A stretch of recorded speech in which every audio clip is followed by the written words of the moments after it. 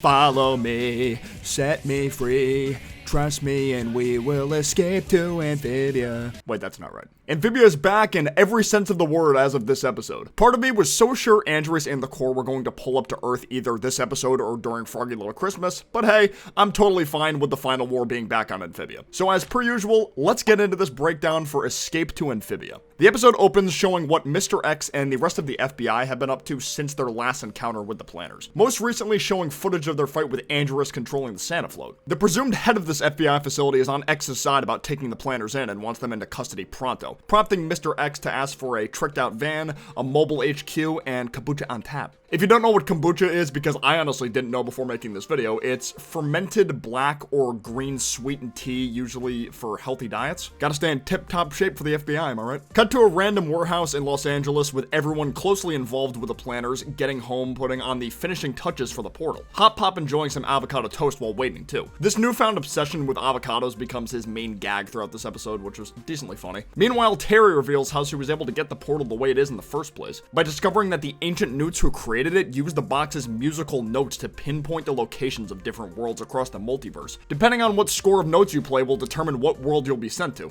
It's so simple, yet I never really put two and two together until now. I like this a lot because it doesn't feel like the design choice for the box was just for aesthetic choice or anything of that nature. It's so whoever's using it can enter the coordinates of their choosing. Thanks to Anne remembering the score that played during their way back to Earth, Terry was able to get the portal to open. However, the width of it was not big enough for anyone to fit in due to the lack of power. At the very least, the gang was able to tell it was Amphibia on the other side due to the giant praying mantis. Pretty sure that's the same praying mantis Anne fought in episode 1-2, or a close relative at the very least. Dr. Jan gives Anne a little nice pep talk about how impressive of a kid she is, willing to go back to Amphibia and saying goodbye to her folks. However, it seems like Anne starts to doubt herself a bit here. Even though she's accomplished so much, she technically never said goodbye to her parents the first time she left Amphibia because she didn't even know she was going to be sent to Amphibia in the first place. So I feel like the fact that she has to deal with that farewell this time around is making her a lot more anxious. Terry thinks there's still hope for the portal, but Anne's squad is going to need to get a ton of supplies from Spenco, aka Amphibia's version of the Costco. Terry's yogurt-covered pretzels being the most important item of all. You know, it's a Costco inspiration when a membership is necessary to do the shopping. Unfortunately for them, Mr. X is watching live via the Spenco security cams. I love how the cam shows the varying body heat levels between Anne and the Plantars because of them being amphibians, so it's not nearly the same. Nice little detail. Got a nice little Star Wars reference with Anne and her dad too. Her dad wearing a Vader mask and all. Interesting how Anne wasn't the one wielding the blue sword though, since not only does it match her Calamity color, but Luke's lightsaber as well. Maybe it would have been two on the nose, I don't know. I also love Anne's frog-like fighting style here, even if it's just play fighting. She moved very similarly in her fight against Andreas. Amphibia really did a number on her combat skills. Okay, while this is pretty funny how they did the I am your father thing with Mrs. Boonchoy, are we gonna sit here and act like that wasn't supposed to be a reference to Marcy getting stabbed by Andreas? That's the same color of his sword and everything too. While this playtime was fun, it also reminds Anne of how she's gonna leave her parents behind again and, you know, they're not gonna be able to have fun together, causing her to tear up. So she turns to Sprig for comfort, to which he suggests staying on Earth for another couple days so Anne can get more mentally prepared. Finally, Frobo makes his toy car debut. That design was teased before the first half of season 3 even started, so it's nice to actually see it in action after all this time. Polly got some DVDs like Die Difficultly and Dragon Liver, the former being a reference to the Die Hard film starring Bruce Willis, though in this universe it's Bryce Wallace, I think, with Dragon Liver presumably being a reference to How to Train Your Dragon. You know, the titles aren't similar, but the design in the DVD looks a lot like Toothless, so yeah. Gotta love the small Tetris reference they throw in when putting in groceries in the trunk. But before the gang is able to leave, Mr. X and the FBI ambush them. Even their attempt at escape was futile. This doesn't stop the Boonchoys from going after the FBI though. During the drive, you might have noticed a blatant Steven Universe reference drive by their car. The van looks almost identical to that of Greg Universe, but it says Galaxy on the side instead of Universe. Maybe his first name's Greg. You gotta get you a man who will look at the way Mr. Boonchoy looks at his wife. So beautiful. This frontal car shot through the alleys gotta be a City Escape reference, right? It fits too well with the name of the episode and Matt's love for Sonic. When they arrive at the HQ, Anne decides to call in her backup because it'll be too hard to get in there with just her family. Meanwhile, X is attempting to interrogate the Plantars. He gets pretty much nowhere with Hop Hop and Sprig, but almost somewhere with Polly due to her love of violence. But X just grows more impatient and thinks it's time to run some medical testing on them, hoping it'll get them to talk more. Cut to Anne back at the portal warehouse with her gang of misfits. Allie, Jess, Molly Jo, Dr. Jan, Terry, 2 aunties, and even Humphrey Westwood. Anne prefaces they could be in serious trouble with the feds if they get caught, but they're willing to risk it for the Plantars. After all, those guys made all their lives more positive since arriving on Earth. Back at the HQ, they sneak in with very little difficulty, mainly thanks to the tech skills of Allie and Jess, and Humphrey dressing up like a frog. I love the black suits these guys are wearing too, very stylish. But how did Allie and Jess get suits on? Did they seriously have time to change during that short period of time? While everyone searches the halls for the Plantars, Terry and Jen notice a giant generator outside the HQ,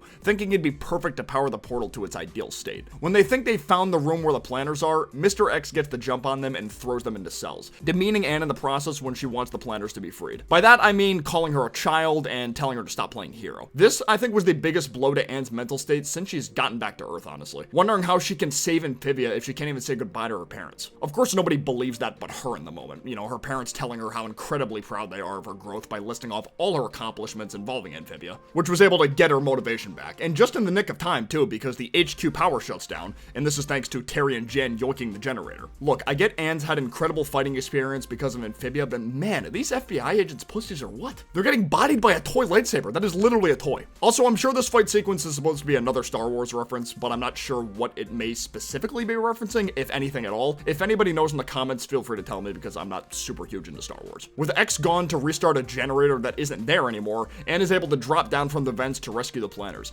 easily apprehending the scientists with Frobo in the process. This is followed by the rest of the gang smashing through a wall with a stolen FBI truck to pick everyone up. Seeing how happy the Plantars were to see their closest friends they met on Earth was really touching. Sprig with Molly Joe, Hop Pop with Humphrey, and Polly with Allie and Jess. Of course they decide to smash through a different wall to get out. It's classic. Interesting how the FBI has a stand-up comedy night as seen in the Gates guard station. Can I just say how much I love the score that plays when the FBI is chasing them here? It screams heavy metal. Just listen to this.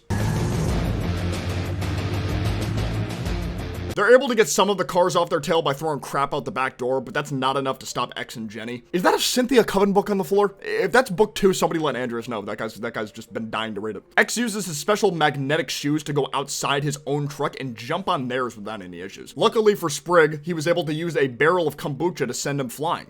X, the thing you desired most for your mission turned out to be your greatest downfall. Tragic irony right there, it really is. X tagged their car though, so he's not even stressed about it because he can just find where they are, like hours from now. Back at the warehouse, everyone is getting ready to power the new portal. Anne is back to sporting her most recent Amphibia fit too, the St. James uniform and gold chest plate. Her parents giving her a care package for her trip before she and the Plantars say goodbye to them. Gotta respect Hop Pop's love for Avocado being able to sneak one last one through all those FBI shenanigans. Sadly, the portal still doesn't have enough power, even with all the generators they have. To kill the motivation even more, the FBI bursts in. Even the agents agree yogurt pretzels are goated. Mana culture right there. X rains on everyone's parade once again, telling Anne no matter what, she's still just a kid in the end. I had a huge feeling she was gonna need to go Calamity to help power the generator once they figured out it wasn't gonna be enough power with the normal ones, and I'm so glad I was right. I want to point out this was the first time Anne activated her Calamity form without being in a dark place emotionally, or stressful place emotionally.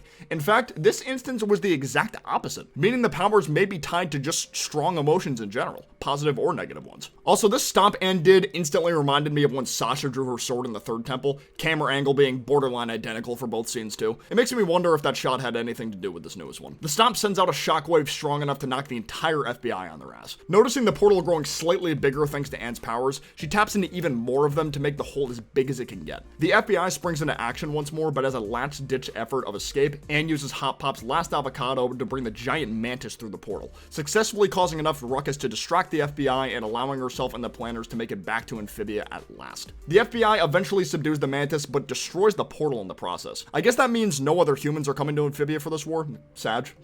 X confronts the Boon Choi parents, but they're ready to tell him off about everything, making me wonder if by the time Anne gets back home, he'll turn over a new leaf after hearing everything about Amphibia. There's no shot everyone's gonna be thrown in jail over this, so X is gonna need to realize who the real enemies are. The episode concludes with everyone around what looks like the Misty Peaks area of where the Zapapede lives. You know, the cliffs are very similar to that, meaning the areas down there destroyed by construction could be the neighboring towns of Wartwood or Wartwood itself. But with Sasha and Grimes serving as Wartwood's guards, I'd like to think that town doesn't look too different compared to other areas in Amphibia. I guess we'll find out next week though. Once again, let me know in the comments below if there's anything I might have missed out on in this episode breakdown. I'd love to know that, as well as your thoughts on this episode. Of course, if you enjoyed this video, be sure to leave a like down below. It helps out a ton. But for now, I will see you guys next time. Peace out. Take care. Bye-bye.